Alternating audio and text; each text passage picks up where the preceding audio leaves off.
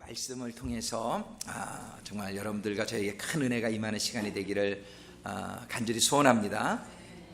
오늘 본문의 말씀에서 세 가지를 우리가 세 가지를 이해할 수 있게 되기를 바라요. 말씀 들으시면서 첫 번째는 오늘 본문의 내용에 보니까 39절에 성령이 아직 저희에게 계시지 아니하시더라, 이런 말씀이 있어요. 이 말씀이 무엇인가 우리가 잘 이해할 수 있게 되기를 바라요. 메시지는 이제 세 번째 내용이 우리가 잘 받기를 원하는 메시지인데, 오늘 메시지를 잘 이해하기 위해서 이 배경 설명을 두 가지를 먼저 하겠습니다. 첫 번째는 예수님의 이 말씀이 무슨 말씀이신가. 39절에 보니까 이는 그를 믿는 자의 받을 성령을 가리켜 말씀하신 것이라 이러시면서 믿는 자의 받을 성령이라 그랬지 받은 성령이라 그러질 않았어요. 그러니까 아직 성령은 임하지 않은 거예요. 영어 성경에도 보면 분명히 이게 미래형으로 돼 있어요. 정말 그를 믿는 자의 받을 성령, 아직 성령이 임하지 않았다는 게, 예수님이 지금 이 말씀을 하시고 계실 때에 성령이 임하지 않았었다는 얘기예요. 그럼 그 얘기는 성령이 없었다는 얘기인가? 그런 건 아니에요. 성령님은 태초부터 있었어요. 우리가 창세기 1장 2절에 보면 하나님이 천지를 창조하셨을 때에 공허와 혼돈과 흑암이 가득 있었는데, 거기에 물로다가 가득 차여 있는 수면을 하나님의 영, Spirit of God, 하나님의 영이, 하나님의 신이 거기를 이렇게 운행하셨다라고 되어 있어요. 하나님의 신 성령은 언제나 우리하고 함께 계셨지만은, 여기서 그러면은 예수께서 아직 영광을 받지 못하신 거로 성령이 아직 저희에게 계시지 아니하시더라. 이 얘기는 어떻게 이해를 해야 되는 걸까요? 성령이 아직 저희에게 계시지 아니하시더라. 예수님께서 아직 영광을 받지 못하신 거로. 이게 잘 이해가 될 수 있게 되기를 바라요. 첫 번째, 이거는 무슨 말씀이시냐면은, 성령님은 우리랑 언제나 함께 계셨는데, 여기서 말씀하시는 성령은 어떤 성령이냐면 38절에 보면 나를 믿는 자는 성경의 이름과 같이 그 배에서, 배라는 건 우리의 뱃속을 말하는 거죠. 우리의 배 안에서 생수의 강이 흘러나리라 하시니, 이 생수의 강 이는 그를 믿는 자의 받을 성령을 가리켜 말씀하신 것이라. 즉 성령님이 항상 계셨지만은 예수님이 십자가에서 죽으시고 우리의 죄를 모두 감당하시고 부활하시기 전까지는 성령님은 우리의 배 안에 들어와서 우리 안에 거하시는 성령님이 아니라, 그러니까 구약시대 십자가의 사건 이전에는 성령님은, 따라하겠습니다, 외주하시는 성령. 성령님의 그 상태가 두 가지예요. 저희들과 함께 하시는 상태가, 한 가지는 내주하시는 성령님이고 또 한 가지는 외주하시는 성령님이에요. 이 외주하신다는 것은, 성령님은 태초부터 우리와 늘 함께 계시지만은 우리 안에 들어오시지 못하시고 밖에 거하시는 성령님이다, 이런 얘기예요.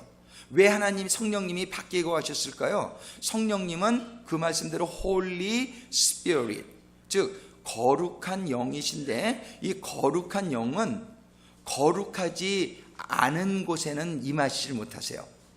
우리가 그릇이 깨끗하지 않으면 음식을 넣으면 음식이 더러워지니까 그릇을 닦고 나서 음식을 넣는 것처럼, 우리들은 원래는 성령의 전으로 창조가 되었는데, 우리가 죄로 인해서 우리의 심령이 더러워지자 성령님은 우리 안에 거하실 수 없는 상태가 되었던 것이에요.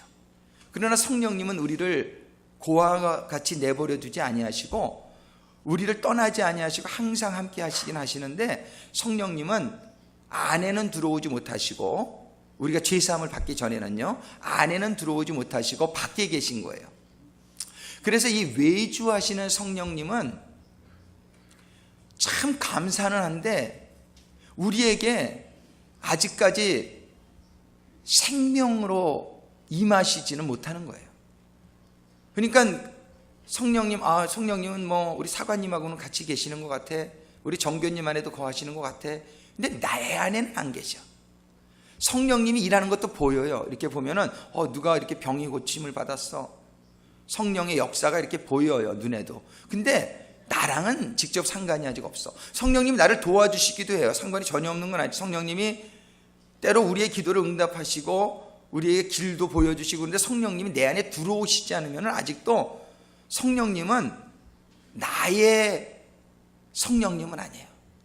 그러니까 내 안에 생명이 되신 성령님은 아직 아니에요. 나를 도우시는 하나님, 얼마든지 하나님은 도우실 수 있어요. 하나님은 악인도 도우세요. 비가 오면은 샌프란시스코에만 내리는 게 아니라 데일리시티에도 내리고 또 오클랜드에도 내리고, 이렇게 비가 내리는 것처럼 성경에 보면 하나님의 은혜는 악인이나 선인이나 하나님의 은혜를 다 주세요.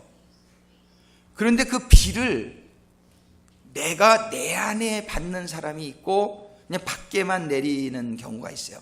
환경에는 내리는데 내 안에는 아직 하나님이 임하지 않은 상태, 그 외주하시는 성령님이다, 이렇게 볼 수 있어요.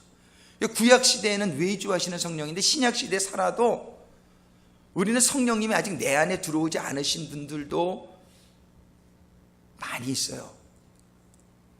교회를 안 나오시고 하나님을 안 믿는 분들은 당연하고, 교회는 나오지만 아직도 예수님의 보혈이 잘 믿어지지가 않아서 예수님이 나를 위해서 죽으셨다는 것이 그냥 머리로는 아는데 이게 잘 깨달아지지가 않는 사람들은 지식적인 믿음은 효과가 없어요. 진짜 믿음이 아니에요. 진짜 믿음은 이게 정말 믿어져가지고, 마음으로 믿어져가지고 내 삶 속에 그 믿음의 행함이 따르지 않으면 그 믿음은 구원 얻는 믿음도 안 되고 이렇게 사함받는 믿음이 안 되는 거예요.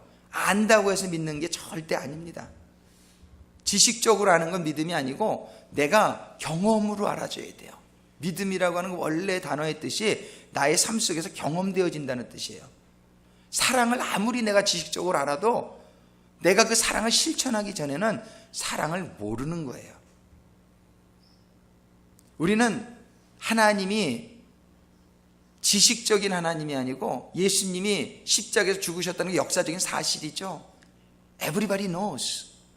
모든 사람이 예수님이 역사적인 인물이었고 십자가에 죽었다는 거 다 알아요. 그런데 그 예수님의 십자가의 죽음이 과연 나랑 상관이 있어지느냐 없느냐에 여러분들의 믿음이 그냥 지식적인 믿음이냐 아니면 진짜 하나님의 죄사함이 임하는 믿음이냐가 결정되어질 수 있어요. 여러분들이 진짜 예수님이 믿어져서 정말 예수님이 나를 위해서 죽어주신 게 정말 믿어지면은 여러분들의 삶은 가만히 있을 수가 없어요. 누가 나를 위해서 죽어줬는데 여러분들이 가만히 있다면 사람이 아니죠. 누가 나를 위해서 죽어줬는데 내가 이렇게 차에 치려고 그러는데 어떤 사람이 나를 탁 밀어내고 죽어줬는데 가만히 있으면 사람이 아니죠. 근데 그게 깨달아지지 않으니까, 저 사람이 나를 위해 죽어줬다는 게 깨달아지지 않으니까, 그냥 그게 깨달아지지 않는 게 지식적인 믿음이에요. 근데 그분이 나를 위해서 죽어줬다는 게 깨달아지면 가만히 있겠어요? 여러분들이 정말 너무 감사해서 혹시 그분에게 가족은 없는지, 내가 좀 그분을 위해서 뭔가 할 수 있는 일이 뭐가 없을지 여러분들이 막 찾아다닐 거예요. 예수님이 정말 나를 위해서 죽어주셨다는 게 여러분들이 믿어지게 되기를 주님의 이름으로 축원합니다. 오늘 찬양대가 십자가의 찬양을 해줘서 얼마나 마음에 감동이 되는지 몰라요. 좀 이런 찬양을 많이 했으면 좋겠어요. 교회를 다녀도 십자가를 깨닫지 못하는 경우가 너무 많아요. 십자가가 깨달아지는 사람은 죄사함이 임하는 거예요. 이게 믿어지니까. 믿는 사람에게만 이 은혜가 임하는 거지 지식적인 건 믿는 게 아니에요. 그냥 아는 거지, 머리로. 여러분들이 십자가에서 죽으신 주님을 많이 생각해보고 고민해보고, 그것이 여러분들에게 단순한 머릿속의 지식이 아니라 여러분들에게 마음의 감동으로 성령님의 깨달으심이 임하시게 되기를 주님의 이름으로 간절히 축원합니다. 그게 깨달아지게 되면은 죄사함을 입어요. 죄사함이 임하면 그 다음에 성령님이 우리에게 들어오실 수 있도록 우리가 성령의 전으로 회복이 되어지는 거예요. 이 성령의 전으로 회복이 되어지면서 성령님이 내 안에 들어오셔서 내주하시는, 성령님이 내주하시게 되면은 확실히 알게 돼요. 예전에는 느끼지 못했던 평안이 오고요, 성령님이 내주하시게 되면은 여러분들이 지혜가 오고요, 막 세상이 막 깨달아져요. 돌아가는 게 다 보여요. 성령님이 이렇게 내 안에 들어오시게 되면은 마음에 사랑이 막 생겨요. 막 살아 지나가 구원받지 못한 사람들을 보면 너무 안타깝고 막 눈물이 나오고, 오지 말라 그래도 막 가게 돼요. 이 예수님 믿어보라고. 그리고 성령님이 임하시면 나에게 죄를 이길 수 있는 능력이 임해요. 성령이 임하시면요, 옛날에는 이렇게 뭐 나쁜 짓도 좀 대충 하고, 이렇게 타협도 하고, 또 육적인 정욕에도 빠져들어가기도 하고 뭐 이러던 것이, 성령님이 나에게 임하시면요, 분명한 분별력을 주시고 아닌 것은 안 할 수 있는 능력을 주세요. 지혜를 주시고 능력을 주세요. 성령님이 내재하시게 된다는 것은 여러분들의 삶이 생명을 얻는다는 것이요, 천국의 삶을 누리게 된다는 거예요. 이것이 여러분들에게, 오늘 말씀 받는 모든 분들에게 지식이 아니라 체험으로 임하게 되기를 주님의 이름으로 축원합니다. 그런데 이 십자가의 사건, 이 십자가가 그래서 너무나 중요한 거예요. 근데 예수님이 지금 이 말씀하실 때는 살아계실 때예요. 아직 십자가에서 인간의 죄를 담당하시기 전이기 때문에 아무도 죄사함을 받을 수가 없었던 거예요. 구약시대에 양도 잡고 소도 잡아서 제사를 지냈지만 그건 그냥 모형적인 사건이에요. 영어로는 타이피컬 이벤트라 그래요. 예수님이 십자가에 달려서 이루어 주실 일을 설명하기 위해서 그냥 이렇게 모형적으로 주셨던 사건들이지 실질적으로 인간의 죄를 사할 수 없었던 거예요. 그래서 예수님이 십자가 사건이 있기 전까지는 아무에게도 성령이 내주하실 수가 없었어요. 그게 이 말씀이에요. 오늘 39절에 예수께서 아직 영광을 받지 못하신 고로 성령이 아직 저희에게 계시지 아니하시더라. 지금 예수님이 이 말씀하실 때는 성령이 아직 아무에게도 임하시지 않으셨던 적이라는 그 배경을 여러분들이 이해할 수 있게 되기를 주님의 이름으로 축원합니다. 이렇게 성령이 임하시기 전인데, 그러고서 37절에 보면 이런 말씀이 있어요. 이걸 이해하시는 가운데, 명절 끝날 곧 큰 날에 예수께서 서서 외쳐 가라사대, 이런 말씀이 있어요. 이 명절이 어떤 명절이었는지를 우리가 좀 이해할 필요가 있어요. 유대인들에게는 7개의 명절이 있어요. 우리 한국 사람들, 우리들에게도 미국에 살다 보니까 명절이 있죠. New Year's Day, Thanksgiving Day, Easter Day. 그럴 때가 명절이죠. 학교도 방학하고 이렇게 하죠. 근데 유대인들에게는 7개의 명절이 있는데 그 명절이 참 의미가 깊어요. 여러분들이 잘 이해할 수 있게 되기를 바라요. 첫 번째 명절은 유월절이에요. 유월절은 뭐냐면 우리의 죄를 위해서 양을 잡는 날이에요. 그거는 예수님이 십자가에서 죽는 사건을 의미해요. 그래서 신앙은요, 예수님의 십자가부터 시작하는 거예요. 여러분들이 교회 다니면서 십자가 목걸이도 막 하고 다니고 그러는데 십자가의 의미를 여러분들이 깨달지 못하면 신앙생활 아직 시작된 게 아니에요. 십자가의 사건을 내가 깨달으면서 신앙을 시작하는 거예요. 그래서 첫 번째 명절은 유월절이에요. 그게 1월 14일 유대인의 달력으로 시작되는 유월절인데, 그 유월절은 양을 잡아서 피를 발라가지고 이스라엘 백성들은 하나도 죽지 않고 그 애굽의 장자들은 다 죽어서 그날 밤에 바로 왕이 모세 보고 다 데리고 나가라고 한 날이에요. 유월절. 그래서 홍해가 갈라지고 애굽으로부터 해방받은 날이 유월절이에요. 따라하겠습니다. 유월절. 이게 첫 번째 명절이고, 두 번째는요, 이제 그 유월절 어린 양을 먹고 구원받은 하나님의 백성이 무교절이라는 걸 지켜요. 무교절은 뭐냐면 누룩을 넣지 않은 빵을 먹는 건데, 그건 뭐냐면 예수님이 십자가에 죽으시고 둘째 날 무덤에 갇혀 있는 그 상태를 설명하는 거예요. 요번에도 우리가 이제 다음 주부터 고난주간이 시작되는데, 여러분들이 고난주간을 경건하게 보낼 수 있게 되기를 부탁드립니다. 그래서 우리가 금요일날 29일날 금요일날 4월 3일날 금요일날 저희가 성금요 예배를 교회에서 드립니다. 저희는 금요는 연합예배에 참석하지 않습니다. 부활절 예배는 우리가 연합예배 드리는데 금요일날은 저희 교회에서 따로 드립니다. 왜냐하면 경건하게 드리기 위해서 그래요. 사람들이 많이 모이면 좀 경건한 게 떨어지는 것 같아요. 그래서 4월 3일 금요일날 7시 반에 여러분들 시간 허락하시는 대로 다 나오셔서 주님의 피와 살을 받는 성찬식에 참여할 수 있게 되기를 바랍니다. 그 금요일날 지나면 토요일날 무덤에 계시는데 그게 무교절이에요. 무교절은 경건하게 지내는 날이에요. 그 다음 지난 날이 초실절이라고 그래요.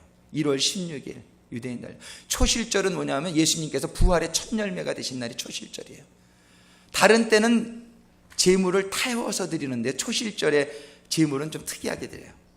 그걸 요제로 드려라. 요제는 뭐냐면 흔들어서 드리는 제물이에요.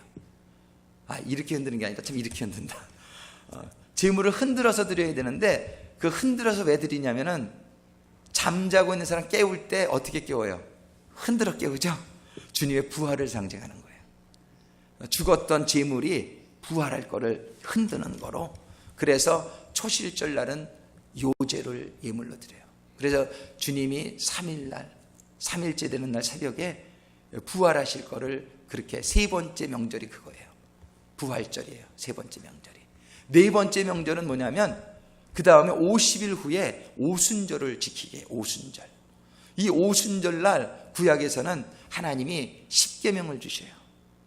오순절 날은 십계명 말씀이 누구예요? 예수님. 예수님이 오실 거를 그렇게 가르쳐 주신 거예요. 신약 시대의 오순절 날은 뭐가 내려졌죠? 성령.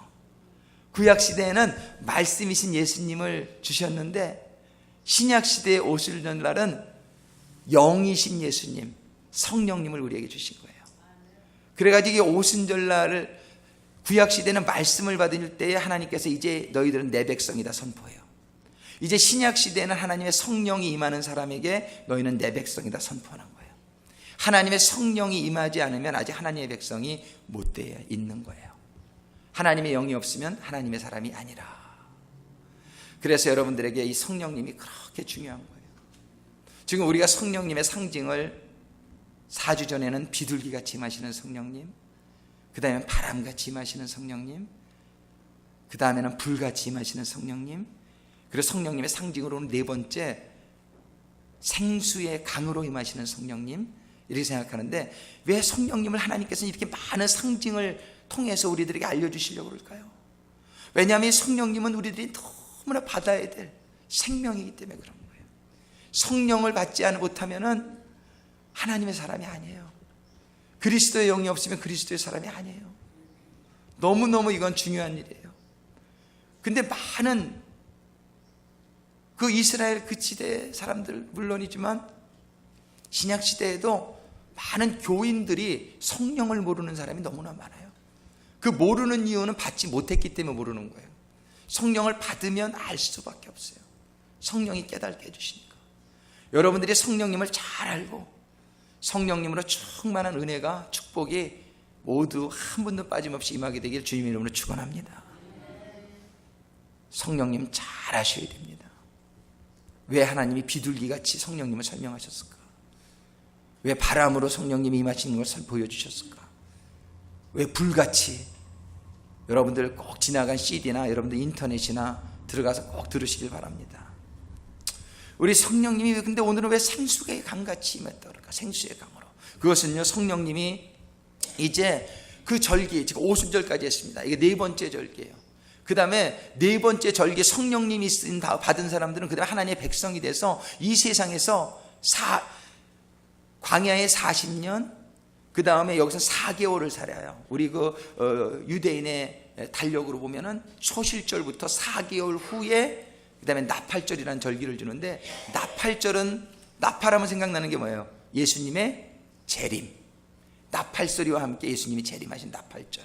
그래서 예수님이 재림하시기까지 오순절 이후에 4개월의 기간을 4자 우리가 이 생에 살아가는 시간을 의미하는 거예요.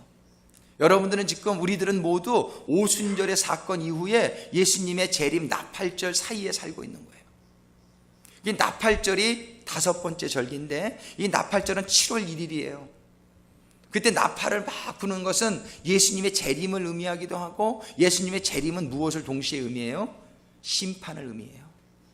구원받은 사람들에게는 축제를 의미하지만 세상 사람들에게는 이 나팔 소리를 들으며 예수님이 다시 온다, 심판의 때가 온다, 너희들의 삶을 다시 한번 돌이켜보고 너희들의 삶을 점검해보고 나팔 소리와 함께 이 땅에 오실 예수님이 오실 때에 심판받지 아니하고 하나님의 영원한 생명 안에 들어가도록 준비하라고 7월 1일부터 열흘간 나팔을 붑니다. 이 나팔 소리를 들으면서 온 유대 마을에 나팔 소리를 들리게 해요. 사람들이 예수님 심판의 날을 두려움으로 떨림으로 기다리라는 거예요.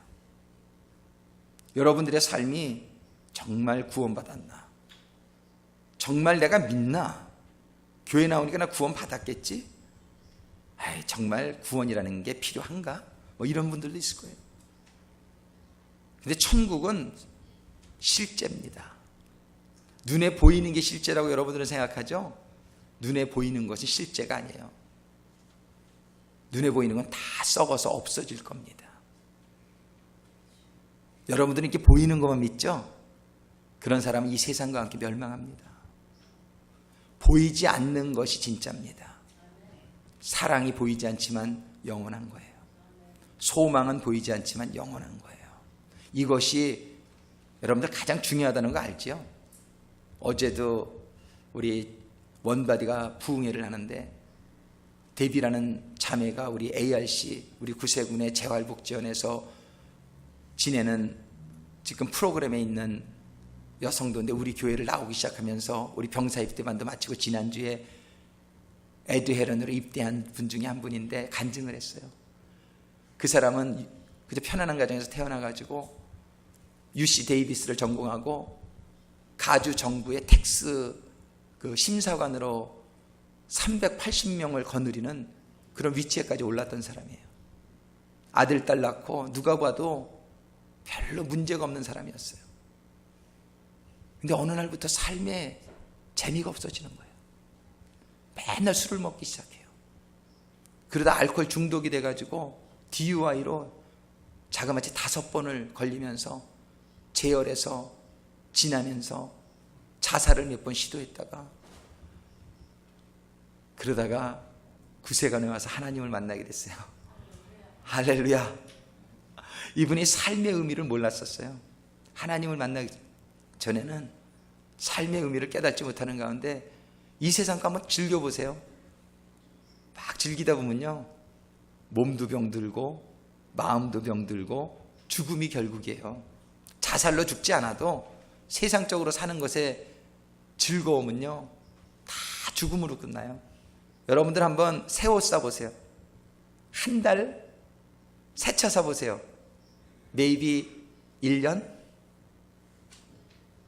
한번 여러분의 배우자를 바꿔보세요. 얼마나 갈지 몰라요. 근데 다 그저 지나가면 그저 그래요. 그 즐거움이 다 끝나요. 별거 아니라는 걸 알게 돼요. 그런데다 소망 두지 않게 되시기를 주님의 이름으로 축원합니다. 여러분들에게 사랑의 소망을 한번 더 보세요.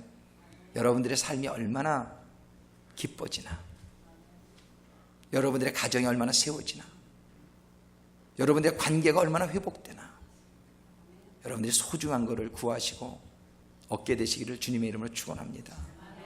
나팔절에 그걸 생각하라는 거예요. 그 다음에 7월 10일 날이 6번째 명절인데 그날은 대속죄일이에요. 열흘 동안 죄를 깨닫고 10일 날 회개하라는 거예요. 7월 10일 날은 1년에 하루 대제사장이 양의 피를 들고 지성소에 들어가는 날이에요. 들어갈 수 있는 날이에요. 그날 들어가서 양의 피를 시은 자에 뿌리며 하나님께 기도하면 하나님이 그 피를 보시고 너희 죄를 사하노라 하시는 날이에요. 근데 그 대속죄일은 주님의 피가 흘려진 날 임했고, 근데 그 피가 흘려진 거를 깨닫고 믿는 사람들에게는 7월 10일 날이 축제의 날이 돼요. 근데 그걸 깨닫지 못하는 7월 10일 날은 심판의 날이 되는 거예요. 이게 6번째 명절이에요. 근데 7번째 마지막 명절이 뭐냐면 오늘 말하는 이 명절이에요. 예수님이 이걸 장막절이라고 해요. 이게 초막절이라고도 하고 또 실제 의미는 추수감사절이에요. 이때는 추수를 다 마치고 나서 드릴 때인데 정말 이 영적인 의미는 뭐냐면 이 장막절, 이 절기에는 7일 동안 8일 동안 이제 지키게 되는데 이 장막절의 의미는 구원이 이르렀다. 이 장막절이 이르는 날은 대제사장이 금항아리를 들고요 예루살렘 성전에서 5km 떨어진 실로암을 쭉 가요. 그럼 백성들이 쭉 따라갑니다. 쭉 따라가가지고 뭘 하냐면 실로암이라는 연못에 가가지고서 물을 길어요. 그 금항아리에 물을 길어가지고 그거를 들고 또 옵니다. 쭉 옵니다. 와가지고서 워러게이트 수문을 지나가지고 딱 들어오면 다른 제사장들과 백성들이 거기서 또 많이 기다리다가 이때는 예루살렘이 꽉 차지요. 최고의 명절이니까요. 할렐루야, 하나님의 구원이 임하셨도다. 이사야서 12장 3절에 이 말씀을 찬양으로 드리면서 제사장들이 은나팔을 막 불면서 이사야서 12장 3절의 말씀 우리 한번 같이 읽겠습니다. 그러므로 너희가 기쁨으로 구원의 우물들에서 물을 기르리로다. 이거를 찬양으로 막 부르면서 실로암은 누구를 의미해요? 예수를 의미해요. 예수를 의미하는 실로암에서 구원의 물, 구원의 우물들에서 물을 기르리로다. 이 물은 우리들의 생명을 의미하는 거예요. 이 물을 길러가지고서 이제 대제사장이 이렇게 금항아리에 들고 오는 거예요. 이게 뭘 생명을 상징하는 거예요. 생명을 그 물을 가지고 들어오면서 이 제사장들이 우리 찬양대처럼 옆에 서가지고서 은나팔을 불면서 이 이사야서 12장 3절의 말씀과 또 그 밑에 보면 시편 118편 25절과 26절의 말씀을 찬양으로 불러요. 우리 같이 읽겠습니다. 여호와여 구하옵나니 이제 구원하소서. 여호와여 우리가 구하옵나니 이제 형통케 하소서. 여호와의 이름으로 오는 자가 복이 있으며 우리가 여호와의 집에서 너희를 축복하였도다. 그들이 여호와의 집 예루살렘 전 앞에 모여서 이 노래를 부르는 거예요. 여호와여 구하옵소서. 영어로 말하면 save now. 우리를 구원하여 주시옵소서. 근데 그 물이 구원과 무슨 상관이란 말이에요. 이 물은 바로 성령을 의미한다라고 성경이 얘기하잖아요. 이 물은 우리의 생명을 상징하는 거예요. 성령, 물로다가 오신 성령. 이 물에 대한 얘기는 구약 성경에 많이 나와요. 오늘 본문에서도 보면 예수님께서 그 마지막 절기에 조금 더 설명을 할게요. 배경을. 근데 이렇게 그들이 매년 이 장막절을 지냈어요. 하나님께서 이것을 출애굽한 백성들에게 너희들은 이 17가지 절기를 지내라. 마지막 때는 이렇게 정말 하나님께 구원을 찬양하는 그런 장막절로 감사절로 드려라. 이렇게 하셨는데 그들이 매년 이 절기를 지내긴 지내는데 그 처음에 이 절기를 주신 이후로 1400년 동안을 매년 이거를 지냈는데 그들의 상황을 보니까 그들은 로마의 식민지로 있는 거예요. 이때 예수님이 오셨을 때 얘기해요. 그들에게는 형통이 아니요 그들에게는 축복이 아니요 매년 이 절기를 지내면서 이렇게 기도를 하고 찬양을 했는데 그들의 삶 가운데 결과되어진 것은 다른 나라의 식민지 백성이요 경제적으로 정신적으로 도덕적으로 너무나 타락되어져 있는 자기네들의 현실을 볼 때에 이들의 마음은 너무나 아니 도대체 what's wrong? 뭐가 도대체 잘못된 거야? 우리가 교회를 다니기는 다니는데 내가 하나님을 믿는 것 같은데 왜 나의 삶 속에는 이런 형통의 축복이 임하지 않는 거야? 왜 그런 걸까? 이들의 마음이 갈급함으로 가득 채워져 있었던 거예요. 왜 내 마음에는 진정한 기쁨이 없지? 왜 내 마음에는 진정한 사랑이 없지? 왜 내 마음에는 진정한 평안이 없지? 그들의 영적 상태를 그들이 생각하면서 너무나 대조되어지는, 이거는 너무나 축제인데 그들이 너무나 기뻐해야 되는데, 근데 그들의 심령 가운데는 너무나 갈급한 심령이 있는 그들을 향해서 예수님께서 외치고 있는 거예요. 오늘 이 요한복음 7장 37절의 배경이 그렇습니다. 아직까지 성령은 저들에게 임하지 않았었어요. 그리고 그들이 지내는 명절의 배경이 이렇습니다. 명절 끝날 곧 큰 날에, 그것도 맨 마지막 날은 최고의 클라이막스예요. 온 이스라엘 백성들이 13세 이상의 이스라엘의 남자들은 다 왔어야 돼요. 의무적으로 이 명절 때는 예루살렘이 사람으로 꽉 차 있어요. 외적으로는 막 그냥 잔치가 벌어져 있어요. 근데 저들의 심령 가운데는 갈급함과 목마름으로 가득 차 있는 거예요. 이때에 예수께서 서서 외쳐 가라사대. 영어 킹제임스 버전에 보면은 Jesus stood and cried out, 이렇게 표현해요. cried out. NIV에서는 그냥 said이라고 돼 있나? loud voice, 이렇게 loud voice. 이 loud voice. 근데 실질적으로 아주 cry out 했다. 예수님이 너무나 안타까운 심정으로 예수님께서 그 지금 장막절을, 초막절을 막 축제 가운데 저들이 섬기고는 있으나 실로암 가서 물도 떠왔으나 그 물을 떠다가 번제단에 뿌리면서 구하옵소서, 구하옵소서, 우리를 구원하옵소서, 우리를 형통케 하옵소서, 저들이 기도는 하고 있지만 저들의 심령 가운데는 참된 기쁨이 없고 참된 생명이 없고 참된 하나님의 형통이 없는 가운데 있는 저들을 향해서 주님께서는 소리치고 있었어요. 누구든지 목마르거든 내게로 와서 마시라. 그들은 실로암에 가서 물을 떠왔지만은 너희들은 그 요한복음 4장에도 보면은 사마리아 성에 도착하셨을 때 우물가에 나온 여인에게 이 우물물은 마셔도 또 목마르지만 내가 주는 물을 마시면은 영원히 목마르지 아니하리라. 주님께서는 지금 저들이 육신의 물을 떠가지고 오는 저들에게 너희들이 정말 마셔야 될 물은 내가 주는 물이다, 이거를 설명하고 계신 거예요. 우리 하나님께서는 지금 우리들이 이 세상에서 많은 걸 먹고 마시지만 여러분들이 또 배고프고 또 갈증나고 여러분들이 그 만족이 없잖아요. 이 세상에는 만족이 없잖아요. 사람들은 그래서 끊임없이 더 다음 단계를 향해서 끊임없이 교회도 빠지고 수요 예배도 빠지고 하나님의 말씀을 읽지 않고 기도는 못해도 세상의 것을 향해서 사람들은 나가는 거예요. 그것이 자기네들을 만족해 줄 거라고 생각하고 나가지만 그들의 결국은, 이들은 로마의 식민지의 백성이 되어 있었지만 우리들은 영적으로 사단의 노예가 되어버려져 가는 거예요. 영적으로 이것이 깨달음으로 임하게 되기를 주님의 이름으로 축원합니다. 여러분들이 진짜 마셔야 될 물은 주님이 주시는 성령이라고 말씀하시는 거예요. 지금 주님께서는 외치는 거예요. 누구든지 목마르거든 너희들이 정말 영혼의 갈증, 너희들의 심령의 갈증, 너희들이 영원히 목마르지 않을 갈증을 해소시켜 줄 수 있는, 우리들의 모든 문제를 해결해 줄 수 있는 그 물을 내게 와서 마셔라. 내게 와서 마셔라.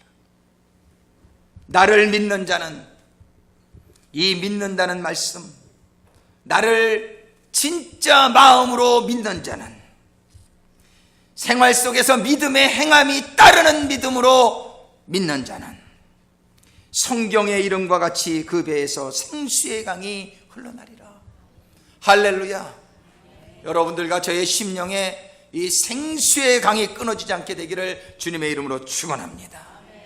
구약 성경에서는 이거를 이렇게 예언하고 있었어요. 이사야서 44장 3절의 말씀 같이 읽어보겠습니다. 대저 내가 가란 자에게 물을 주며 마른 땅에 시내가 흐르게 하며 나의 신을 네 자손에게, 나의 복을 네 후손에게 내리리니. 아직 내리지 않은 거예요.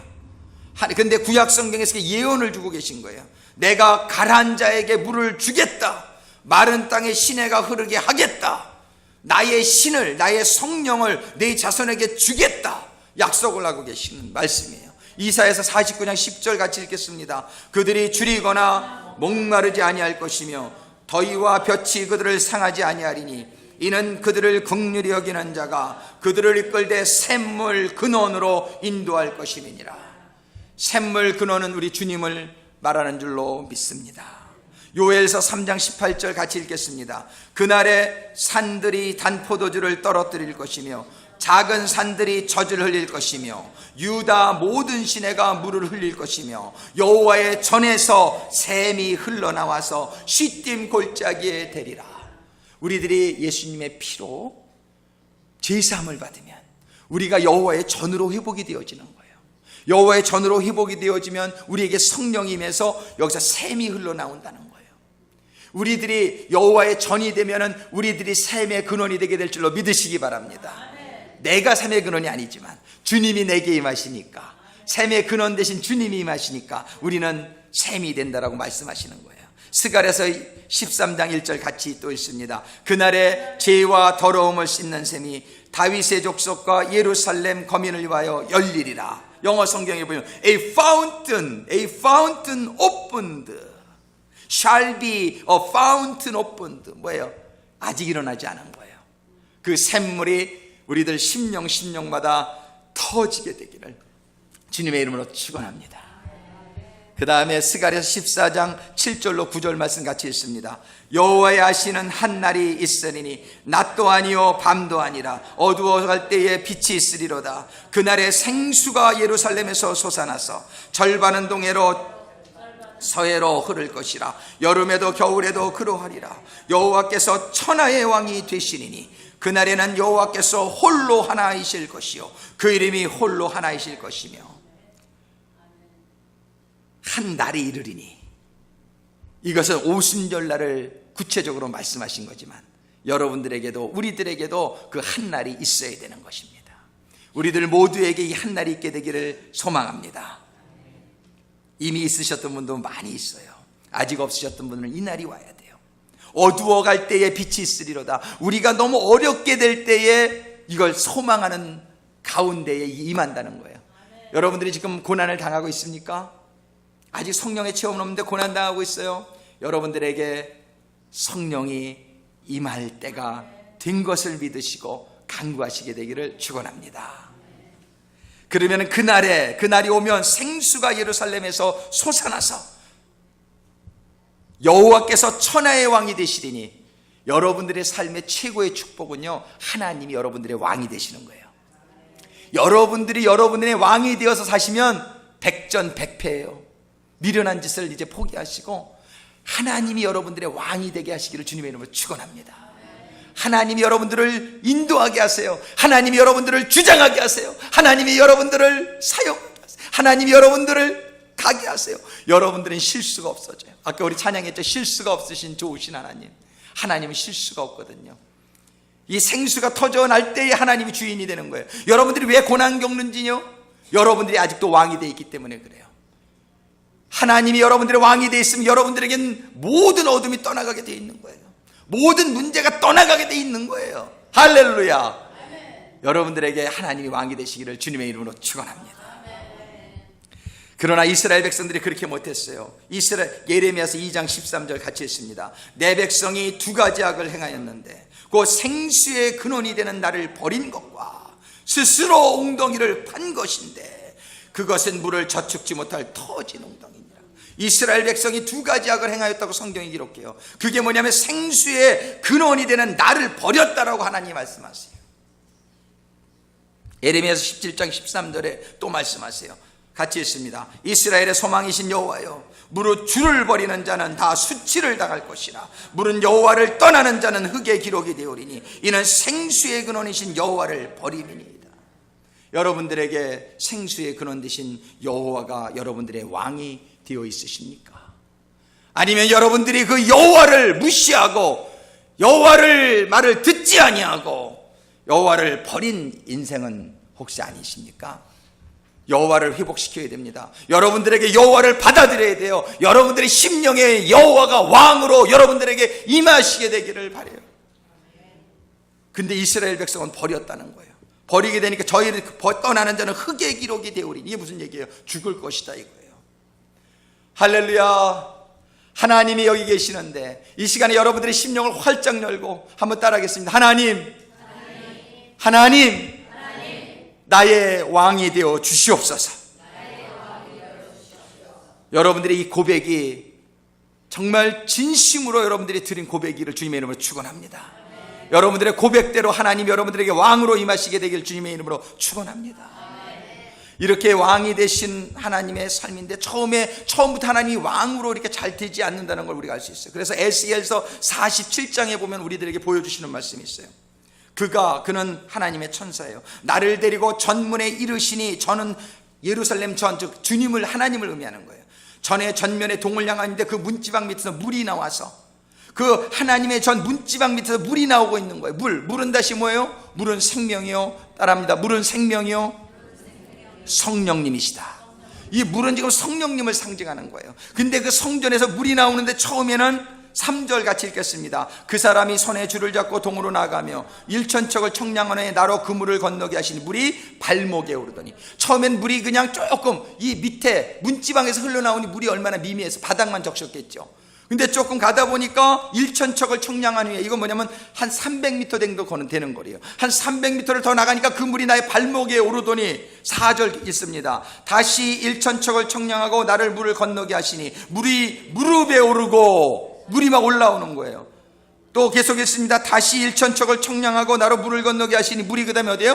허리에 오르고, 5절 같이 읽습니다. 다시 일천척을 청량하니 물이 내가 건너지 못할 강이 된지라. 그 물이 창이라여 헤엄할 물이요 사람이 능히 건너지 못할 강이더라. 여러분들이 성령이 여러분들에게 임하기 시작하면 처음에는 이렇게 바닥만 적시는 정도예요. 근데 여러분들이 신앙생활을 거기에서 멈추지 않게 되기를 바라요. 여러분들이 신앙생활이 물이 더 나와요. 300m를 더 나가는 거예요. 물이 더 나오는 그 하나님 앞에 나가라는 거예요. 더 나가게 될 때 물이 그 다음에는 발목으로 차오릅니다. 그 다음에 무릎까지 차오릅니다. 허리까지 차오릅니다. 그 다음에는 완전히 침잠시킬 때에 이걸 성령의 충만이라고 얘기하는 거예요. 여러분들의 신앙이 하나님을 처음에 믿었을 때에는 물이 적시는 정도예요. 근데 거기에서 얕은 물가에서 그냥 이렇게 신앙생활하는 분들이 얼마나 많은지 몰라요. 그거는 아직까지 하나님이 왕으로 임하시긴 임하셨는데 왕 노릇을 못 하시는 거예요.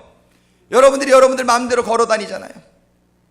그러나 여러분들이 말씀을 보고, 여러분들이 기도를 하고, 성경 공부에 참여하고, 여러분들이 신앙적으로 하나님께 300m 더 나가다 보면은 하나님의 은혜의 강물이, 하나님의 성령의 나에게 임하는 그 포션이, 그 분량이 자꾸 늘어나서 여러분들을 완전히 잠길 때까지 여러분들이 믿음의, 신앙의 노력을, 신앙의 그 여정을 계속 가실 수 있게 되기를 주님의 이름으로 축원합니다.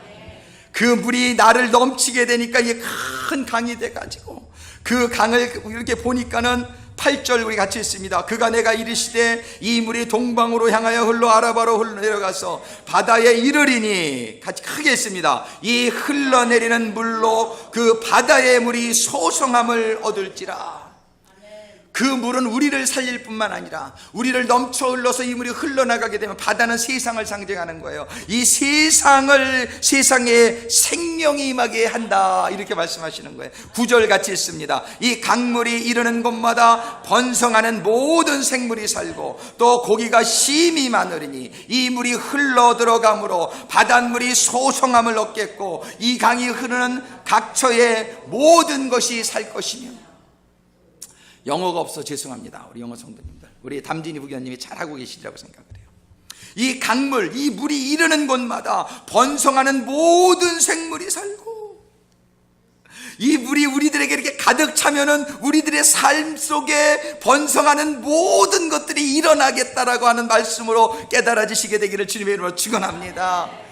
여러분들이 성령의 물이 그저 발목에만 차 있으니까 아무 일도 안 일어나는 것 같은 거예요. 이 물이 자꾸 여러분들의 삶, 무릎까지 올라오면 무릎까지 사는 거예요. 허리까지 올라오면 허리까지 사는 거예요. 여러분들을 완전히 잠겨버리게 될 때에 여러분들이 완전히 지금 말씀 그대로 모든 생물이 살고 또 고기가 심히 많으리니 이 물이 흘러 들어가므로, 그 다음에는 물이 흘러서 나를 살릴 뿐만 아니라 흘러서 바닷물이 소성함을 얻겠고, 여러분들의 삶의 환경 가운데 여러분들의 가정이 새로워지게 될 줄을 믿으시기 바랍니다. 여러분들의 사업이 새로워지게 될 줄로 믿으시기 바랍니다. 여러분들의 커뮤니티가, 우리 샌프란시스코가 우리 교회를 통해서 이 소성함이 임하게 될 줄로 믿습니다. 우리 교회가 그런 교회가 되기를 소망합니다. 여러분들의 삶이, 우리들의 삶이 바로 그러한 우리의 주변에게 생명을 나누어주는, 근데 이 샘물을 받지 못하면, 여호와를 우리가 버리면 이스라엘 백성들처럼 우리도 살지 못하고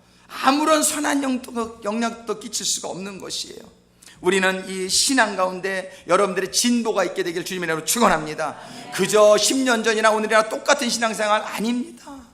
그런 신앙생활을 하나님께서는 신앙생활의 그 성령의 분량이 우리들의 심령 가운데 자꾸 increase, 이 증진되라고 말씀하시는 거예요.